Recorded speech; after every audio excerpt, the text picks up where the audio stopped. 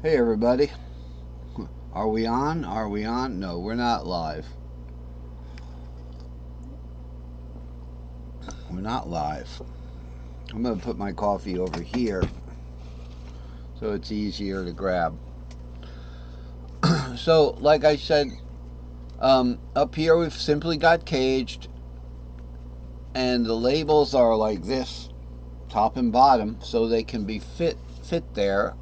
They can fit there. So this is easy, right? Here's our fretboard.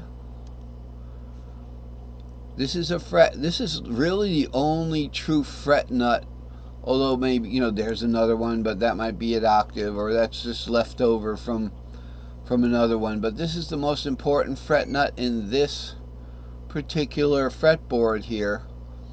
So in the key of C, low E is the third, right? Okay, so E is the third. On my guitar, the E is here.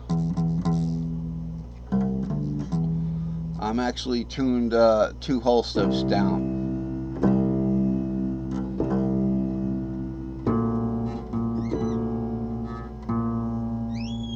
That's supposed to be a D. Oh, that's not a D. Right, because that's my B flat. Right, okay. Oh, that was almost a song. So I had a little fan back there in the next room in the bird cage. Okay, so 3, 4, 5, 6, 7 root, 2, 3, 4, 5, 6, and then the 7R comes over from the 7 shape. Okay, so that would be the C cage there, and then we'd be looking at the A cage that's kind of mixed with it, and they're sharing these 2 frets here. Okay, and that's starts on the S1A. It's just the A string shape. 5, 6. 5, 6 is the A string shape. Here's the A. These guys become just bookends, so that they isolate the C and the G accidental. These are accidentals, right? Like black keys on a piano, but there's labels on them too. But the labels aren't the note labels. Or this would say something like 6 sharp, 7 flat, right? If this was a note label, it would say 6 sharp / 7 flat. That's not what it is. It's the G string shape label. And the G string shape, any of the string shapes, are the notes to the left and to the right. If there's 2 of them together, half steps, buddies, they're together. So the G string shape is 6, 7 root. The A string shape is 5, 6. And at that point, the bookends are the C and the G. The bookend isolators are the C and the G. So there it is. The A string shape goes 5, 6, and then the E on top of that, 7 root 2, 3, 4, 5 for the C, 6, 7 root for the G string shape, then warping up 6, 7 root, then warping up D string shape 2, 3, 4, and then 5, 6 again. That 2, 3, 4 is kind of significant because 2, 3, 4 is the D string shape, which is the D, which is the 4th of A, of the A shape. So when you have the real deal A shape, we have the real deal D shape as the 4th. So that D shape takes us into the 2, 3, 4 right here. And that's why this banner, S4E, covers this zone here. So that's something to look at too in Drawing Tool. So we have our C boxes here, okay, and the A box is here. And they're just kind of mixed like that. Then the G box is here, then the E box is here. Okay, now this is just the E box. So you can see how they're kind of mixed like that. Now let's see what we get underneath here. Right there, I got the black background. Sorry about the my lawn before. It isn't that green. I made it more green with the color adjuster to see what it would look like. Actually, I made it black and white, and then I colored the black and white green again when I changed my mind. Okay, so here's how they're, interleaved. C, A, G, E, and then D would be, like up here again. Something like that. Okay, so here's the actual size of the D. So there it is, fits right in. I didn't guess that. I did it backwards. So this is D is a fairly big box. So to play that D shape, I can do it from the octave. So I told you I'm doing things that I told you I'd do.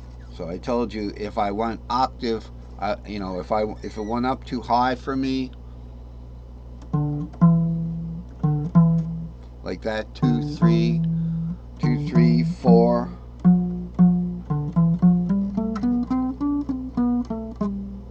It helps to have little long fingers to get here, or an electric guitar, right? I'm going to take it down in the octave here, so it's the D shape on the bottom. 2, 3, 4, 5, 6, 7 root 2, 3, 4, 5, 6, 7 root 2, 3, 4. See, now we're bringing it up with that full D shape on the top there. 2, 3, 4. Okay, so let's get rid of the drawing tool for a second. So that just shows you how the boxes are interconnected. And for that particular circle, here's a good representation. So talking about how cage is interconnected. So the C string shape, okay, is 3, 4, 5. You can see this is like the label. To the left is 2 notes, to the right is the 5th. It's connected to the A string shape. Here's the label, which is the accidental in between the 5 and the 6, whatever key you're in. And then the bookend isolation would be the C and the G label. Okay, going around to the G string shape, 7 root, which is the 7 root is shared with the E. So the E string shape's 2, 7 root 2 as we go around. The G string shape is 6, 7 root. Yeah, it's important. It's not 2, 7 root. Okay, it's 7 root 2. If you're going down the fretboard, you would go 2 root 7. Okay, going down would be 6 to 5. Well, you're not going to mess that up, right? 5 to 4 to 3. Okay, so that's the cage string pair circle, and these are our string shapes. This is what the entire system that I have developed here is really made up of. Is these string shapes, which are the bottom string of each cage position. Alright, so that's the name of that tune. Now we have nothing. Okay, so let's get back on the board here.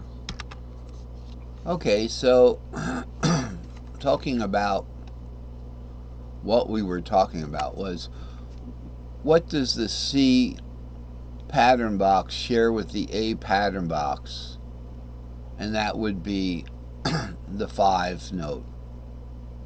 So the C string shape, which is the bottom string of the C box, shares the 5 with the A string shape, which is 5, 6 is the bottom string of the A box. And then the A string shape and the G string shape have overlap here